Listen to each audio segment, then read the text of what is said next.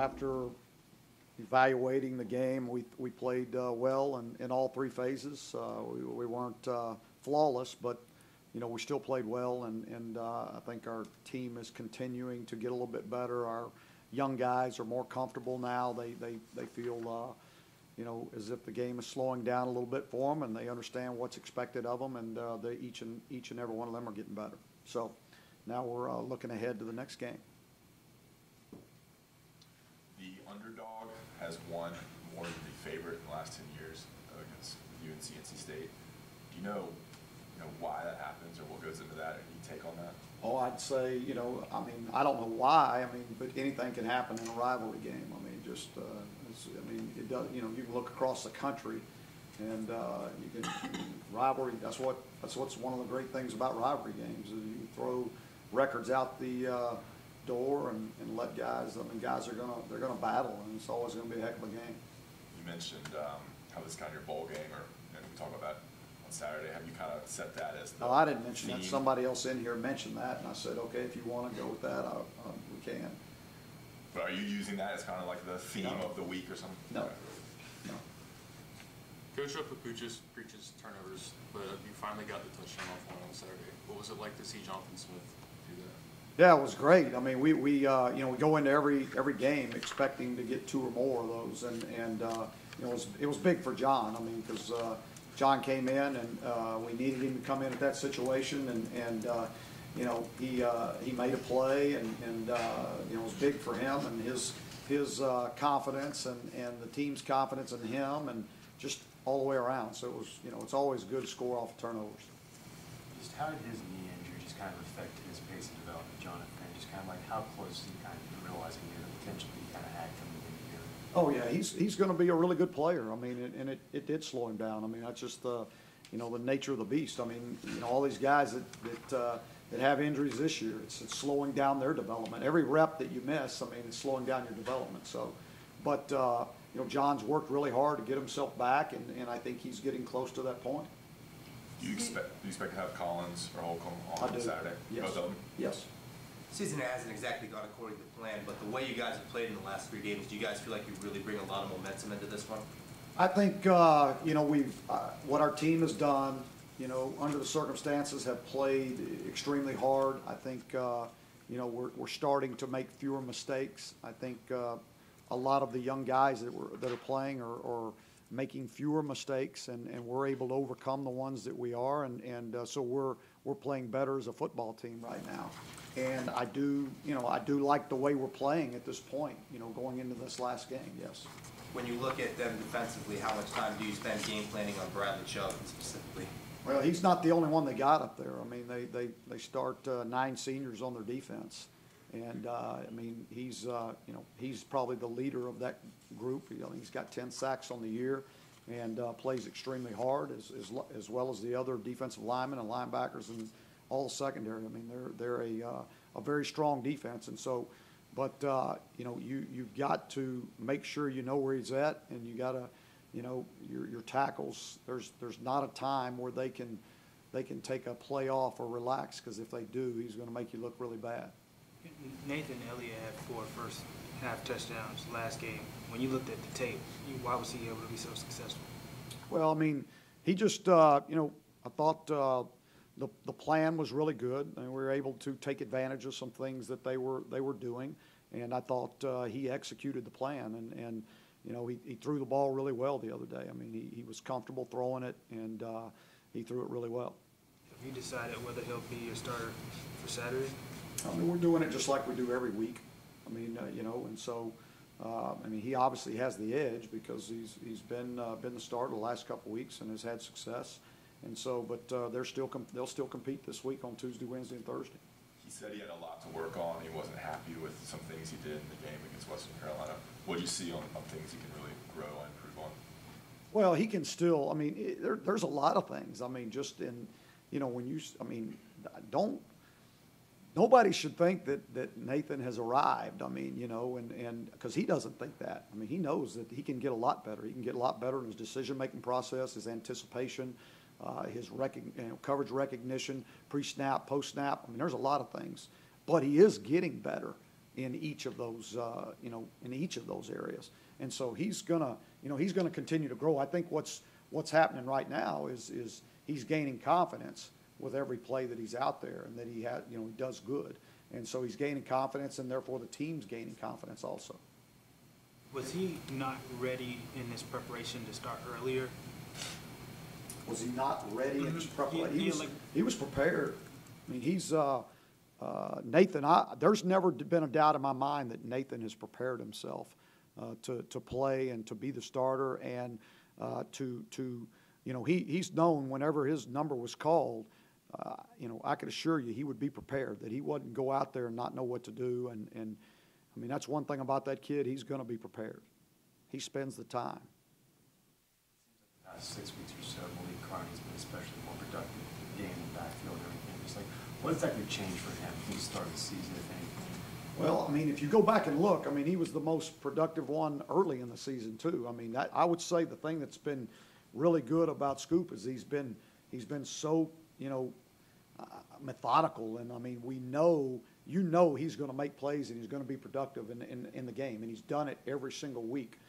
Some a little bit better than others, but when you go back and really look at it, it's week in and week out. He's been consistent on making plays for us, and I mean, that's the thing.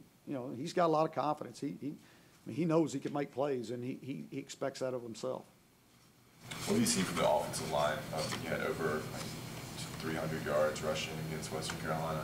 How they improved in the last couple weeks? I thought they did a good job communicating. They got their hats on the people they were supposed to, and they blocked through the whistle. I mean, and so if you do that alone, that gives you a chance. And so I just thought overall their communication has gotten better each and every week, and they're more comfortable in what they're doing. Has to help without as many injuries along that line last couple weeks too. No doubt.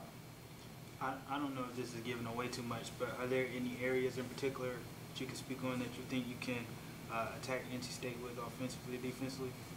Is that giving away too much? I don't know. That would be giving away too much. Okay, well, can you put it in a way that's not giving away too much? We need to take advantage of whatever they decide to give us. That helps. We're honored in Senior Day as four-year players. What goes in that decision? Because obviously they have one more year of eligibility. Yeah, is that between you, between their families, with them? It's really more for them. I mean, I mean, each one of those guys is going to graduate and is ready to move on with their career. It's not something that we talked about. It's something that, as the season goes on, we start talking to guys about what their thought process is going to be going forward, and they indicated that this was going to be it for them. So, I mean, that's not something that I question them about or really talk to them about. It's more of a decision that they make along with their families. Has been good to see Cabrera get a couple touchdowns in the last couple weeks. He's had, what, 3? He's had 3 in 2 weeks. Yeah, 3 in 2 weeks. That's pretty good. It's been 5 years now since Gio had his moment out here. What has that moment meant to this program since then, and is it such a huge moment because of who it was against, the same team you're playing this week? Oh, I mean, it was a culmination of things. I mean, you got, I think, up until that year, we had, it was on a 5-game streak, I think. Is that right? That year, or 4 games, maybe. I can't remember what it was. Let me turn this off, sorry. And, I think it was a big game, and we had a great atmosphere, and and the way it happened, I can't remember how much time was on the clock. It wasn't much. But,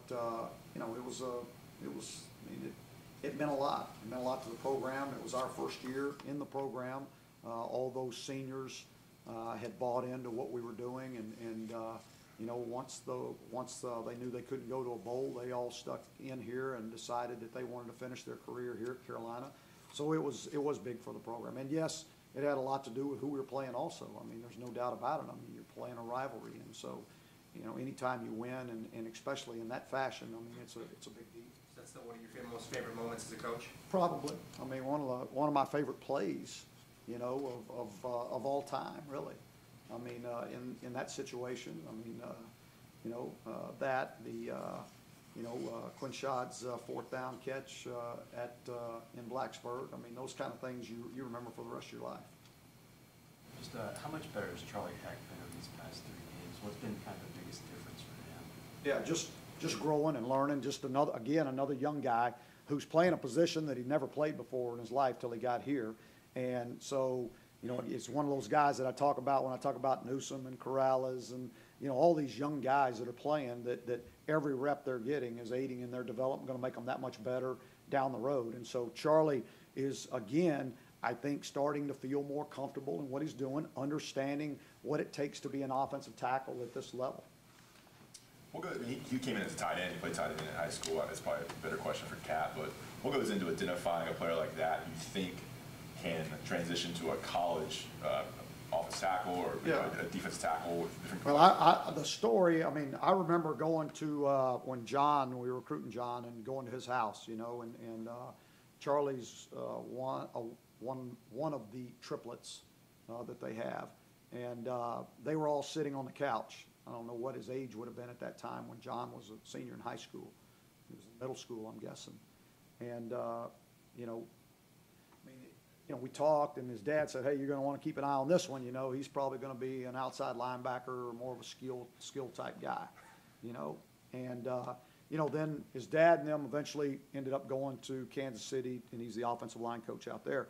So, you know, I wasn't seeing Charlie a lot. You know, then when we went to go play Notre Dame, out there at their place, Andy was at the game. So, you know, going out to do the press conference right after the game, I see Andy. Hey, Andy, how you doing? And I look at this guy next to him. I'm like, Charlie? And he's like, yes, sir. And, you know, so we got to look at some film, you know. I mean, because he's taller than his dad, and his dad's 6'6". I mean, you know, so we looked at film. He was playing tight end. He was athletic. He was about 255 pounds at that time.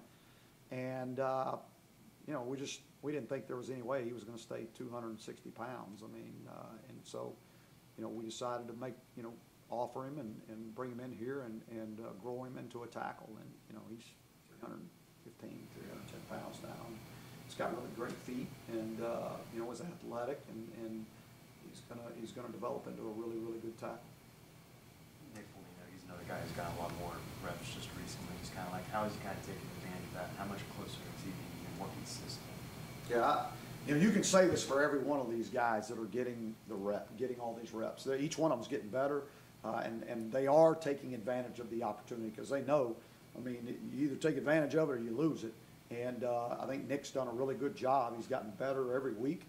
He's, you know, he's been consistent, and you know, anytime you're putting 5 guys together and those 5 have to all be on the same page, you know, it's nice to be able to use the same 5. We hadn't been able to do that, but Nick's been really good in that situation.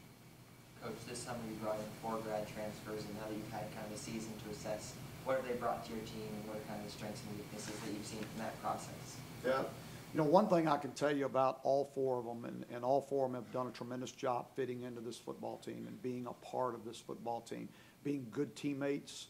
You know, they didn't come in with any kind of attitude. They wanted to come in here and help. And the season didn't go the way they wanted, the way anybody wanted. But they've all stayed positive. They've all continued to work hard. It's been a great experience for us. Is there any lessons you've learned that you'll take into it as you try to look at that for the season going forward? I really think the lesson that I've learned, it's more about the individual and the person, and that, you know, you still, the character and you know, what kind of person they are is probably just as important as any of it. With Thanksgiving around the corner, what are you most thankful for? I'm really most thankful for, you know, a healthy family. I mean, I've got a healthy wife and children, and you know, I get to come to work every day at the University of North Carolina, and so I've been blessed so many ways. I got a lot to be thankful for. I really do.